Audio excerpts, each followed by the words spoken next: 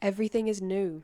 Everything is different, everything is new. The setup, as per usual, is utter shite. So I hope you're really excited to watch another low quality video from yours truly. Before I start rambling for a long time, I want to address something. If you go look at the video I posted before this one, I got hella ratioed in the comment section. I don't know why I said hella, I don't say that. I got ratioed really poorly by a lot of very sad men.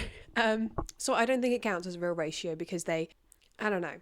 The same horde of people who at one point came for my friend Katie on her video on Andrew Wilson, they came for me. And it was fun, it was refreshing. I never get much hate on my YouTube. That's usually all my TikTok. By the way, go follow my TikTok at The Alt Perspective. So it was fun and refreshing to get a new batch of hate. I'm in a new room, it's my university room, in my house. Everyone through the walls can probably hear me, especially the guy who lives in there. If your social media algorithm is anything like mine, you will have been bombarded with media about Charlie Kirk for the last few weeks. And if you're anything like me as a person, you're really pretty sick and tired of it. Don't get it twisted, I'm not some, apathetic loser or anything like that. No.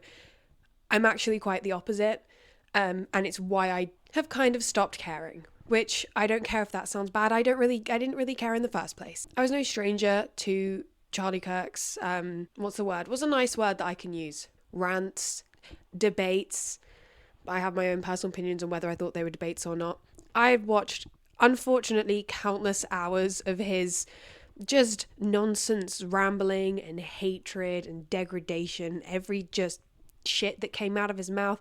I'd watch loads of it. Not necessarily from his own accounts, his own, whatever. I don't know if he had a podcast. I don't know. But from videos of liberal or left-wing individuals coming on, having debates with him, like Dean or Tilly or Parker. I watched him on Jubilee. I have my own personal opinions on Jubilee, but that's for a different video, I think. I'm also sick right now, so I'm so sorry for how I sound. But I had definitely seen my fair share of Charlie Kirk's hatred.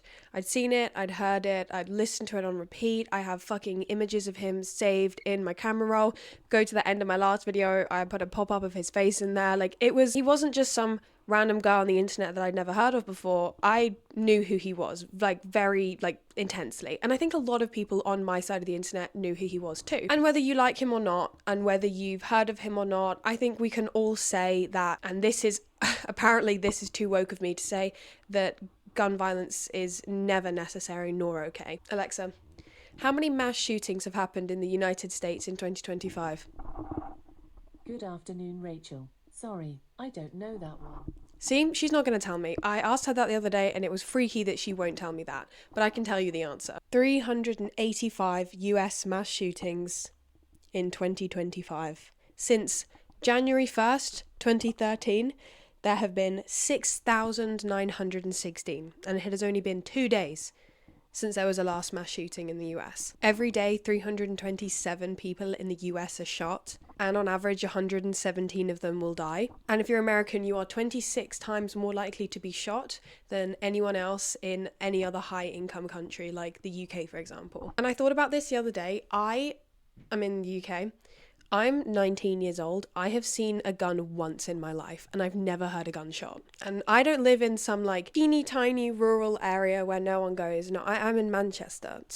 And I've lived in London and I'm in a city, a town, my hometown. So the reason why Charlie Kirk's situation was so entirely different is because for a lot of people, it paints a much larger image on free speech and democracy. And a lot of people are saying oh my god, there's no free speech in the United States anymore. They're saying, democracy's gone. This is the end of free speech. He was just trying to stand up there and speak and they shot him. Because the thing is, Charlie Kirk being shot was not the beginning of the end for American democracy, nor was it the beginning of the end for free speech. The beginning of the end of both of those things was a long time ago, okay?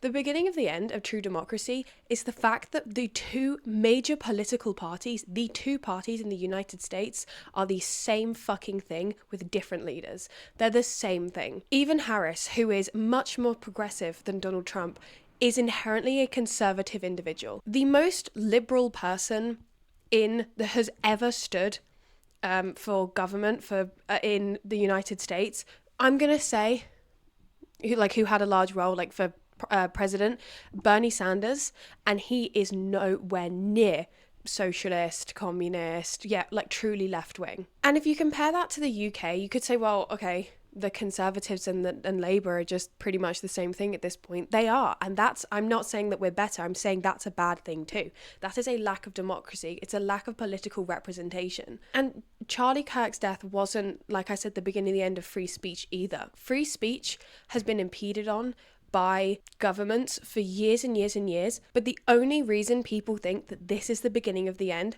is because Charlie Kirk was someone who is insanely close to the current president, to Donald Trump, to the government, and to this specific right-wing ideology that holds free speech, but only free speech for people who agree with them at such a high level that it impedes on everything else. Because during the recent election, there was a lack of free speech for the presidential candidates. Not necessarily Donald Trump. Trump, he was fine. But Harris, she, and I'm not saying that she, she wasn't allowed to say, because she said what she wanted to say, but it was never heard.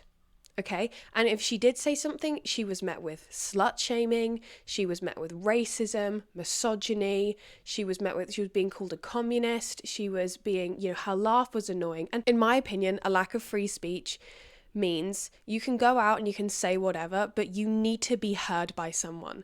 And the censorship of left-wing ideology in America is so intense that there is a lack of free speech. But then you can look on the flip side, they can still say what they want to say. Charlie Kirk was free to speak, free to say whatever he wanted to say. And I don't necessarily believe that him being shot was a lack of free speech. I believe that him being shot was an example of consequence of free speech. Consequences that Charlie Kirk suffered were due to the fact that he was a hateful individual. The fact that what he said was so harming to so many individuals, and he was so close to the government, to people in charge, that it was inherently incredibly dangerous. Do I think the internet is a better place without him speaking on it? Absolutely I do. Absolutely I do. But at the same time, is ending someone's life ever okay based on their, free speech? No. But Charlie Kirk was an example of a lack of free speech. Charlie Kirk was an example of the consequences of being that hateful of an individual. And it's hard to sit here and really, really care, because all the people telling me to care are either Dean Withers, for example, who is a liberal man, not massively, hugely progressive, I wouldn't say, but a liberal man. And he's saying that, you need to have sympathy, because it was a life that was lost. He had a wife and he had kids and he was a person, and Dean Withers never suffered based on anything that Charlie Kirk said. In fact, Dean Withers, he profited hugely off of Charlie Kirk and Charlie Kirk's hatred. Hugely, following him around the country to go and debate with him and making loads and loads of money off of it.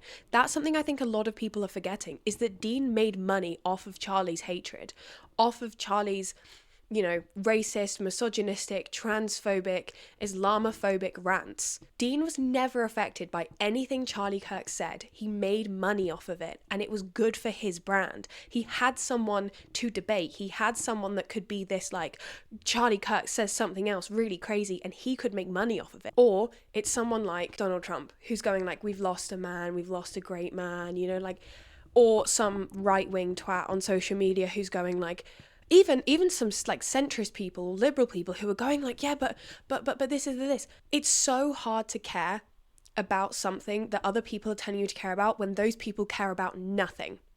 Okay? These people the same people who are saying that, Charlie Kirk was shot, it's horrible, it's awful, and you have to care, are the same people who turn around and post photos laughing at children being sniped in the head in the Middle East. It's hard to care when the people who are telling me to care have never suffered because of what he said, have never been the target of his violence, have never ever cared about anything else other than stuff that pertains to them. Because Dean, for example, I'm not saying he doesn't care about children in Palestine, but I'm saying I've never seen him cry on live stream. And I will give him the benefit of the doubt. Charlie Kirk is someone that he had met multiple times, spoken to, seen in real life, and then to see him be shot. Parker is a very, very different example as well, because Parker was there.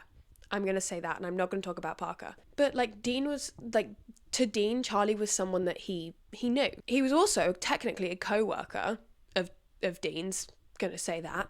So it is, obviously, it's going to be upsetting to see someone you know being shot. But then to turn around and say that people who don't have sympathy are bad people is ridiculous. It's quite frankly quite heinous. Because Dean didn't suffer. Uh-oh.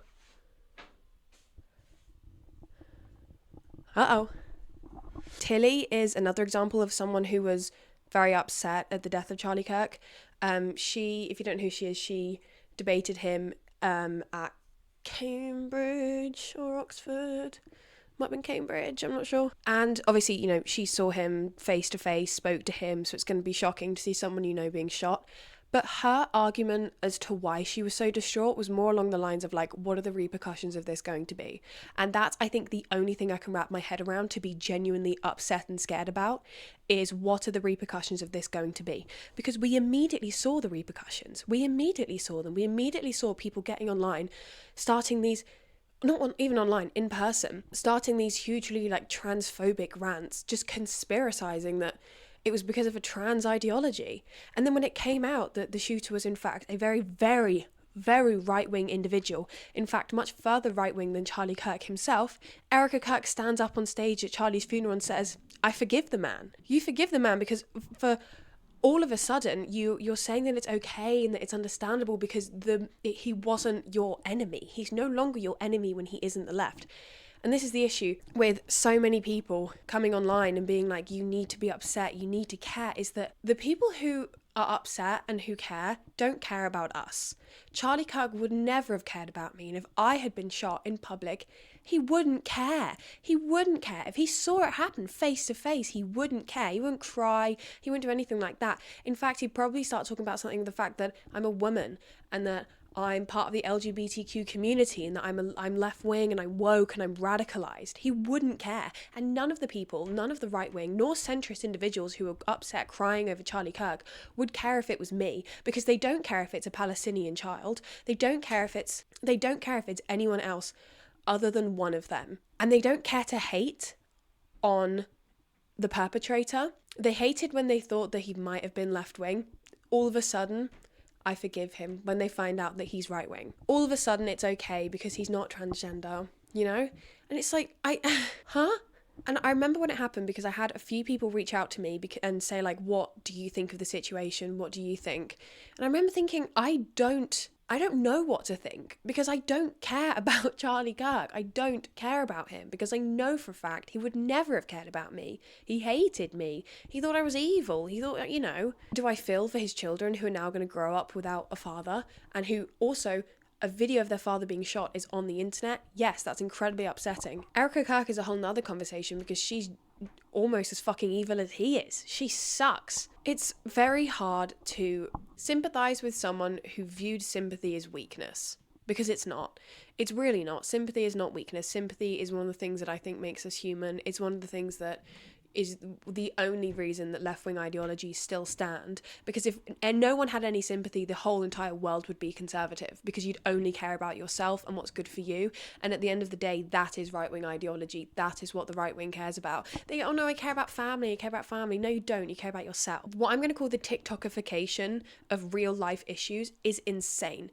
The whole thing that I've been seeing for the last few days is about Hannah Brown. I'm not sure if you're aware of her, but basically she was this skit TikToker who made these like restaurant skits or something like that, and she was seen at the Charlie Kirk memorial. She drove like 10 hours to get there, and she came back online and everyone was like, oh my god, why did you go? And she was like, I don't support his ideology, I don't support anything like that, I wanted to pay memorial to a man who was shot, because at the end of the day, you know, like a man lost his life. This is the same man who thinks that your entire life should be churning out babies and being quiet. This is the same man who would not care if you lived or died. But the TikTokification of it all has made it turn into more of like a drama than anything else. Like we're less focused on, oh my god, what are the repercussions of this going to be? You know, what minority group are they going to attack next? And it's turned into more of like a, what influencer said this? What influencer said that? Which celebrity posted this? And I understand, I've like unfollowed some people for showing their support and saying like, what a good man, like shit like that. I've unfollowed them from that.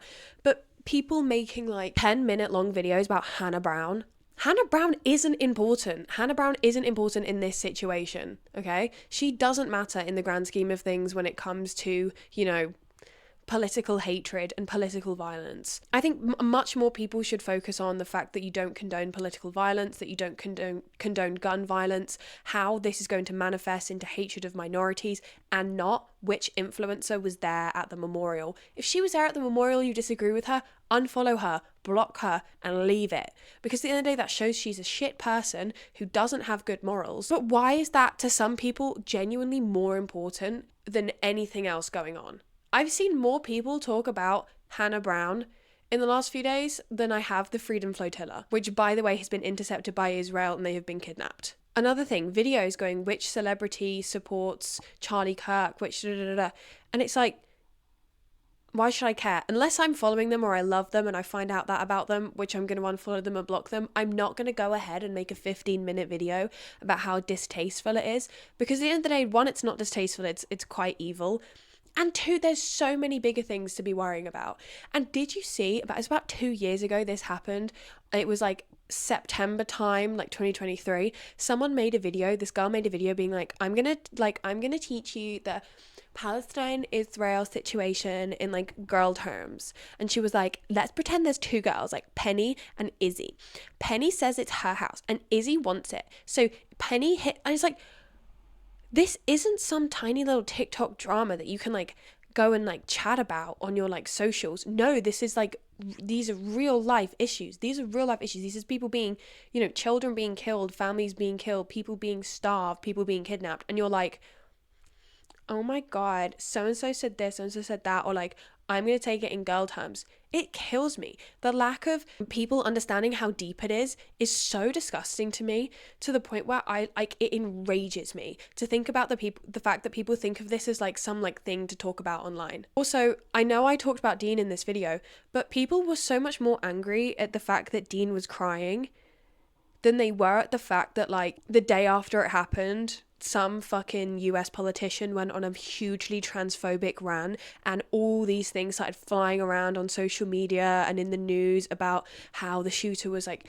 part of the trans ideology and how they're like cracking down on hateful trans people. Like how where are your priorities? Where are your priorities? Because wherever they are right now, they're fucked and you need to change them. Anyway, I didn't really have a huge plan for this video. I kind of just realized that I wanted to talk about this because it was something that has been plaguing my mind and plaguing my social media and plaguing the news for so long. It's also the fact that Donald Trump announced Charlie Kirk's death. Not a news outlet, no, that Donald Trump. And the amount of money that was spent on Charlie Kirk's funeral. He had the military there. He wasn't in the military. He had like a full like US service style funeral. Anyway, let me know if you agree or disagree in the comment section. This is one of those things where I'm really not sure what to think because it is obviously, you know, I don't care about Charlie Kirk. I don't give a fuck about that man because I know for a fact he hated me and would not have given a fuck about me or any of my friends, anyone I know, anyone I love. And there are greater repercussions of what's happened. And I know that it's just going to spiral further and further and further, especially the longer that people like Donald Trump are, I was going to say in power, but honestly alive. Because until that man is dead, MAGA won't rest. And even when he is dead, they're going to martyr him. I know that for a fact. That's why I'm quite glad he survived the assassination. A little part of me is, because he would have been martyred and it would have been turned into some, like, the left is crazy. Even though the guy who tried to shoot him was MAGA, which they don't want to talk about because similar to the Charlie Kirk situation, as soon as it doesn't fit their narrative anymore, they're not interested in it. Anyway, I would say hope you enjoyed, but this wasn't a really joyful video. Sorry if, again, all the quality shit. It always is. My frame rate is appalling because my camera's old. But yeah, I'll catch you in the next one.